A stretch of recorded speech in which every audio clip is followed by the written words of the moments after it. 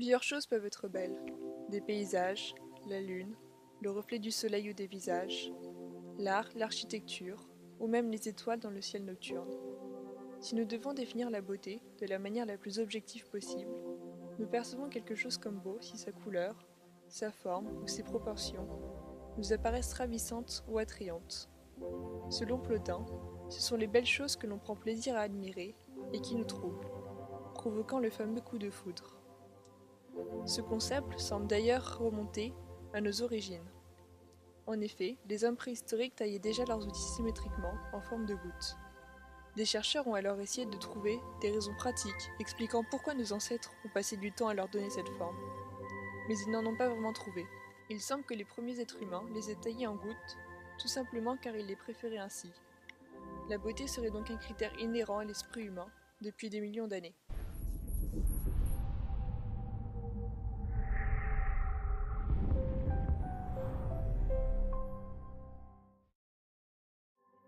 Il faudra attendre la Grèce antique, et notamment le travail de Polyclète, au 5e siècle avant Jésus-Christ, pour que la beauté soit réellement théorisée, à travers les canons esthétiques grecs, qui vont dominer de cette époque jusqu'à la Renaissance.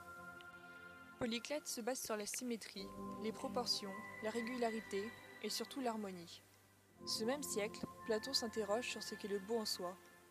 Il expose ainsi son problème dans l'Hippias majeur, où il différencie la beauté sensible de la beauté intelligible. Il fait de même avec le logos, l'art du discours, où il dissocie la beauté fantasmatique, qui ignore la vérité du discours, et la beauté mimétique, qui, elle, définit la vérité. Il va même plus loin dans son raisonnement. Comme Confucius le pensait déjà, un siècle plus tôt, il accorde à la beauté un sens psychologique et sociologique, fondamental en politique, comme dans l'éducation, car l'harmonie et l'équilibre qu'elle représente seraient la clé d'une belle âme, et donc d'une belle société.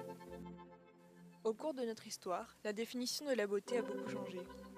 Nos idéaux ont évolué, voire tourné en leur opposé. Mais au-delà des goûts individuels et contemporains, certaines choses ne se sont jamais passées de mode. La proportionnalité, le nombre d'or ou la symétrie peuvent être identifiés dans l'art et les architectures, des cultures, depuis l'Antiquité jusqu'à aujourd'hui. Il semble ainsi que nous, êtres humains, sommes mystérieusement d'accord sur la beauté de certaines choses. La proportionnalité, par exemple, est très importante dans le canon de beauté grec et européen, où la justesse et la rigueur sont des règles indissociables de l'art. Les proportions grecques ne sont pas établies en valeur absolue, mais en fractions.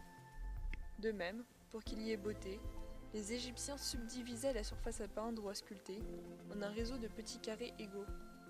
Même aujourd'hui, la proportionnalité semble être une propriété fondamentale dans l'art moderne ainsi que contemporain. La symétrie a également une présence importante. Pour les Grecs de l'Antiquité, ce terme qualifie des objets commensurables, qui rendent l'ensemble harmonieux et bien équilibré, ce qui procure une sensation de beauté. Selon Vitruve, la symétrie, c'est un accord convenable des membres et des ouvrages entre eux. Il s'agit du rapport de chacune des parties avec l'ensemble, ainsi que dans le corps humain. La symétrie est omniprésente depuis nos origines, dans toutes les cultures. On la retrouve dans les silex taillés, dans les décorations africaines traditionnelles, ainsi que dans les frises et dans les vases décoratives chinoises et grecques.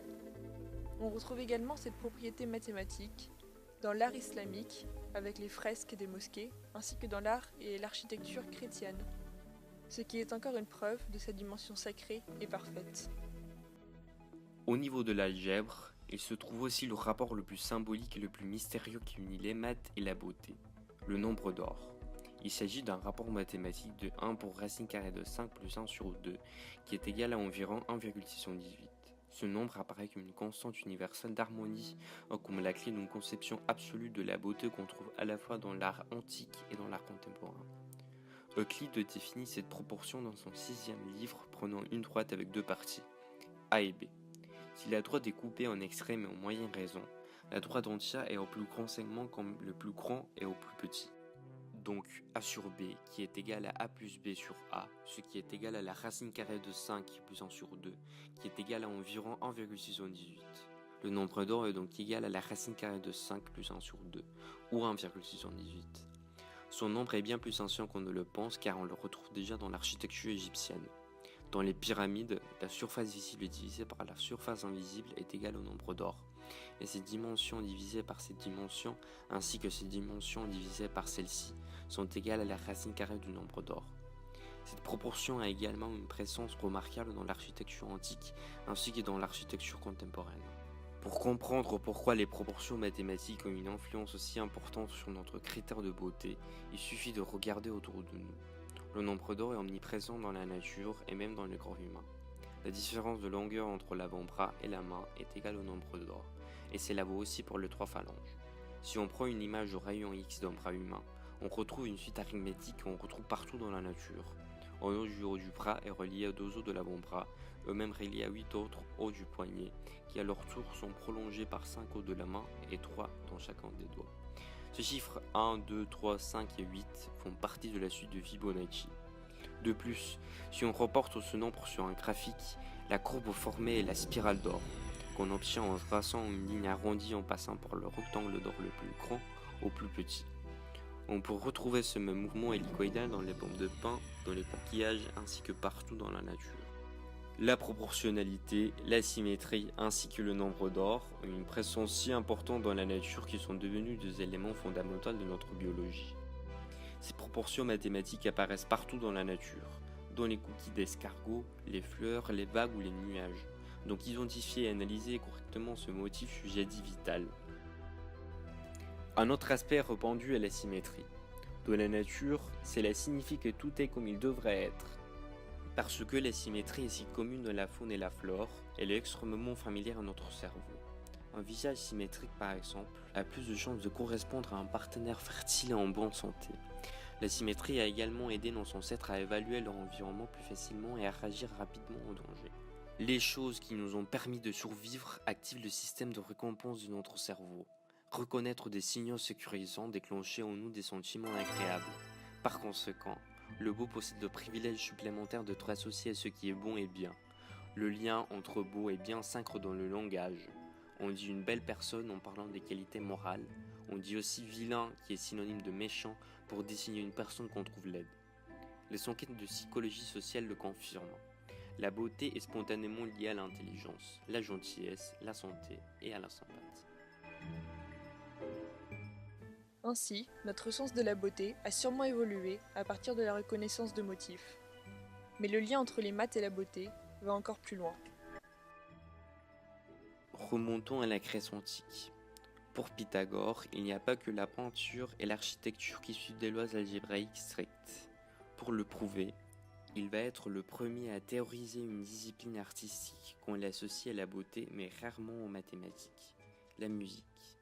Les pythagoriciens pensaient que la musique devait reproduire la simplicité arithmétique du monde et que cette simplicité serait un critère de beauté. La musique est un exercice caché d'arithmétique, l'esprit n'ayant pas conscience qu'il est en train de compter, disait Leibniz en 1712. Et en effet, pendant très longtemps, la musique fut considérée comme une science et de nombreux savants et mathématiciens ont essayé, après Pythagore, d'améliorer ou même créer la musique parfaite. Mais revenons à ses origines pythagoriciennes. À cette époque, seuls 2 intervalles sont considérés comme consonants, l'octave et la quinte. Et il suffit pour les caractériser le nombre 1, 2 et 3. Pour les pythagoriciens, la musique devient l'art du nombre rendu audible. Plus récemment, Menuhin, l'un des plus grands violinistes du XXe siècle, constate que la recherche de la quinte semble constituer une nécessité primitive de l'univers. Nous émettons et nous recevons des vibrations. Ces vibrations obéissent à un ordonnement secret. Une harmonie occulte se met en place. Alors que les sons sont des ondes de forme quelconque, une note de musique est un son bien particulier, car elle correspond à une onde périodique. Les décompositions de Joseph Fourier expliquent l'harmonie de certains sons joués simultanément. Il prouve que tout phénomène périodique de fréquence f est la superposition des sinusoïdes.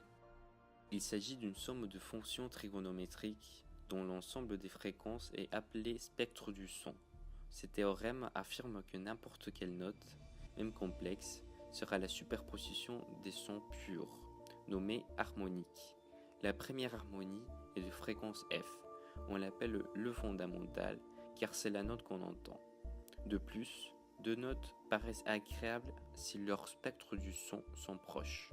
Du point de vue de l'analyse de Fourier, une note et son octave supérieure sont quasiment sœurs jumelles. Ce n'est donc pas surprenant si tous les systèmes musicaux, et même certains animaux, prennent l'octave comme référence obligatoire de leur échelle de base. De même, chaque civilisation a poursuivi à sa manière un but esthétique dans sa recherche des intervalles.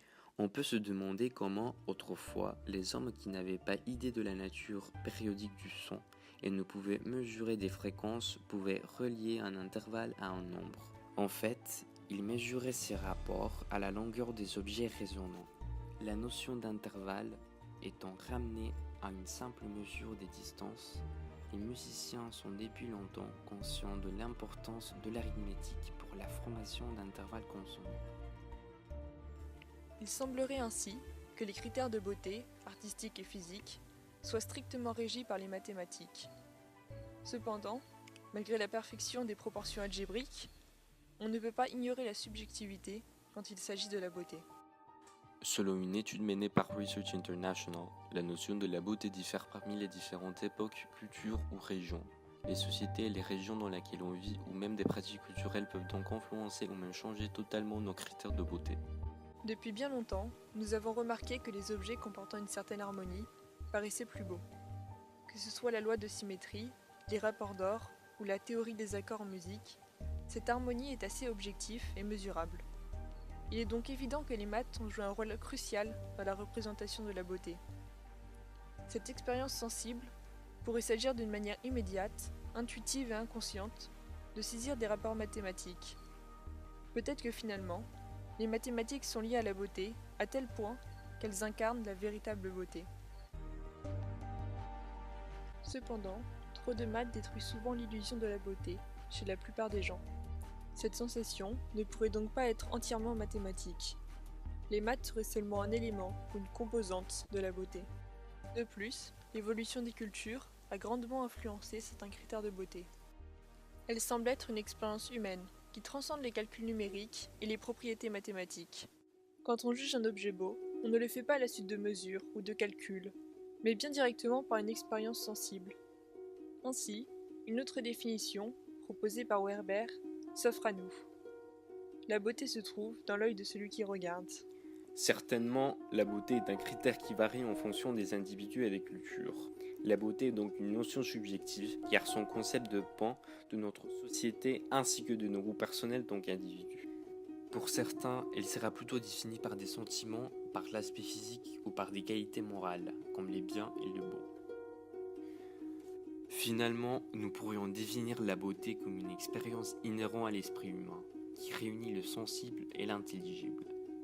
Cette universalité subjective qui associe les mathématiques et la philosophie exprime l'apogée du paradoxe de la beauté qui fascine les philosophes et mathématiciens depuis Platon jusqu'à Kant. D'ailleurs, les mathématiciens, tout comme les philosophes, semblent rechercher le même but.